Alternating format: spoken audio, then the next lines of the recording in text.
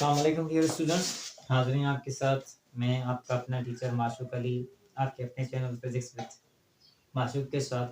तो आज हमने मैट्रिक की एक टॉपिक ली है सिंपल हार्मोनिक मोशन, जो कि मेरे ख्याल से लास्ट टॉपिक है आपके फर्स्ट चैप्टर की।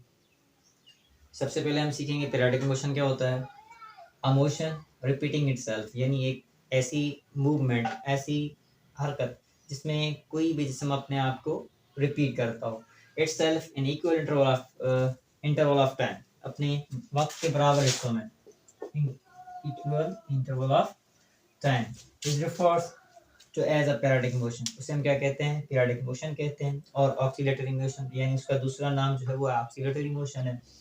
अब पहले हम डिफाइन करेंगे सिंपल हार्मोनिक मोशन क्या होता क्या है। सिंपल हार्मोनिक मोशन हम किसे कहते हैं?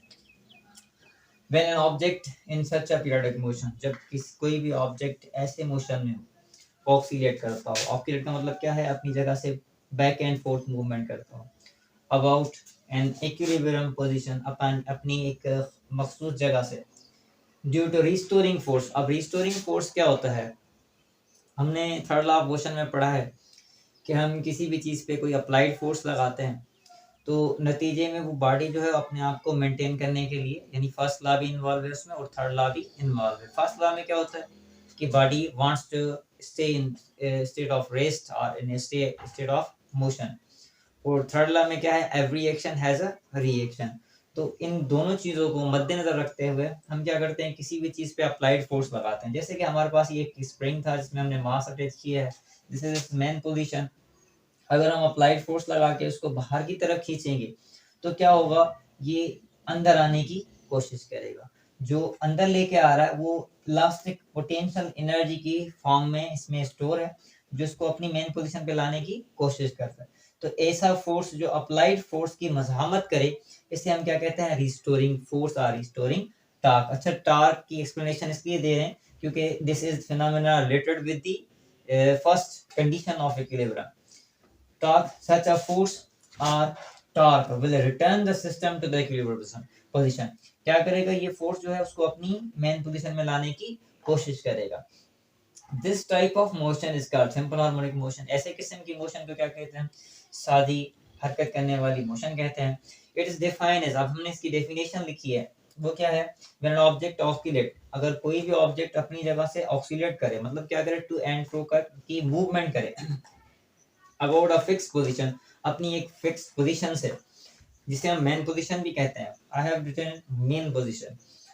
व्हेन इट डिस्प्लेस्ड, अब क्या किया हमने? इसको डिस्प्लेस किया अपनी ओरिजिनल पोजीशन से, इसको बाहर की तरफ खींचा है। It displaced, when it displaced it accelerate, क्या होगा? हम इसको जब छोड़ेंगे तो क्या करेगा? एक्सेलरेशन प्रोड्यूस होगी जो इसको अंदर की तरफ खींचना की कोशिश करेगी। It's directly proportional to its displacement, यानी जितना हम बाहर से इसको एक्स डिस्टेंस पे खींचेंगे उतनी एक्सेलरेशन क्या होगी? ज्यादा जो है वो इनवर्ड होगी। और एक चीज का ख्याल रखना चाहिए कि every elastic body has a limit, जिसे हम क्या कहते हैं? Elastic limit. अगर हम इलास्टिक लिमिट क्रॉस कर लेते हैं तो बॉडी कभी भी अपने वापस रिस्टोरिंग फोर्स पे अमल नहीं करेगा। अब इलास्टिक लिमिट क्या होता है? A limit in which body regain its original position, that limit is called elastic limit.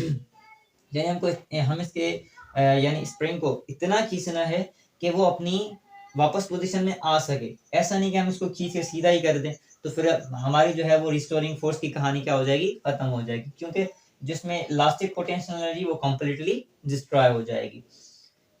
Oscillate about a simple harmonic motion. It is defined as when an object oscillate about a fixed position, जब हम उसे fixed position से क्या करेंगे? Main position से displace करेंगे।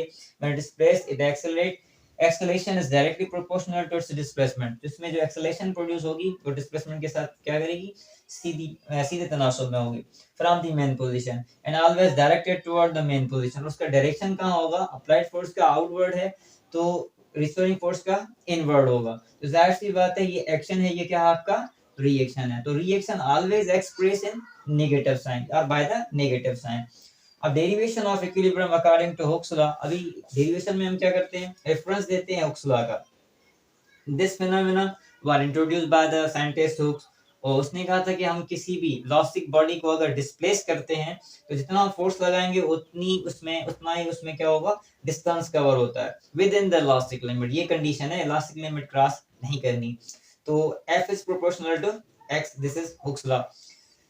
अब क्या करते हैं हम, यानी प्रोपोर्शनल की साइन साइंटिफिक मेथड है, साइंटिफिक रूल है जी कि जब हम प्रोपोर्शनल की साइन खत्म करते हैं तो यहाँ पे कांस्टेंट देते हैं। हमने कांस्टेंट दिया है k।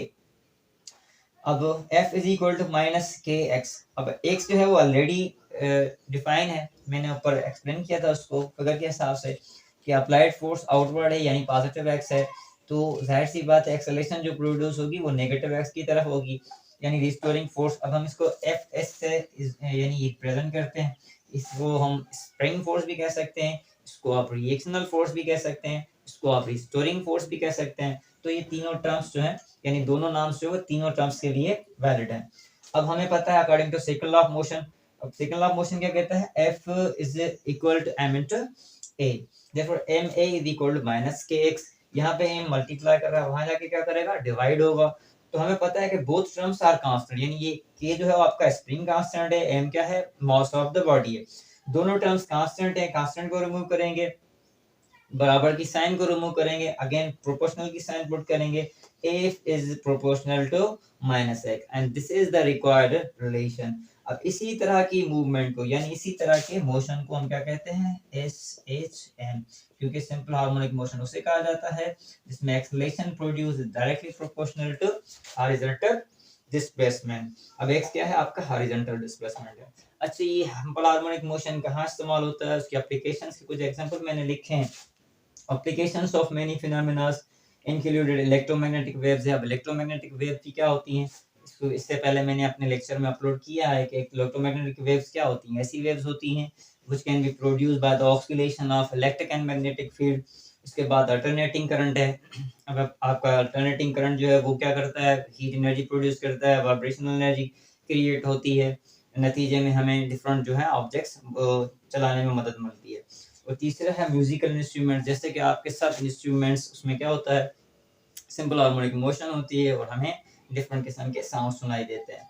ब्रिजेस हैं, ब्रिजेस में भी इसका इस्तेमाल होता है क्योंकि वो क्या करती हैं, इक्विलिब्रियम पोजीशन को तवाज़ुन में रखने के लिए हम ब्रिजेस में भी इलास्टिक मटेरियल का यूज़ करते हैं कि उसकी जो लाइफ टाइम है वो बढ़ जाए। और दूसरा है मॉलिक्यूलर मोशन। मॉलिक्यूलर मोशन में भी क्या होता है, सिंपल हार्मोनिक मोशन होता है। तो these all carry simple harmonic motion. इंशाल्लाह नेक्स्ट टॉपिक जो है हमारी वो है सिंपल पेंडुलम, तो उसको हम तफसील से पढ़ेंगे इंशाल्लाह। तो आपको जो है वो इसका सही माने में जो है वो कॉन्सेप्ट मिल जाएगा इंशाल्लाह। दुआ में याद रखिएगा, मिलते हैं नेक्स्ट लेक्चर के साथ। अल्लाह हाफिज़।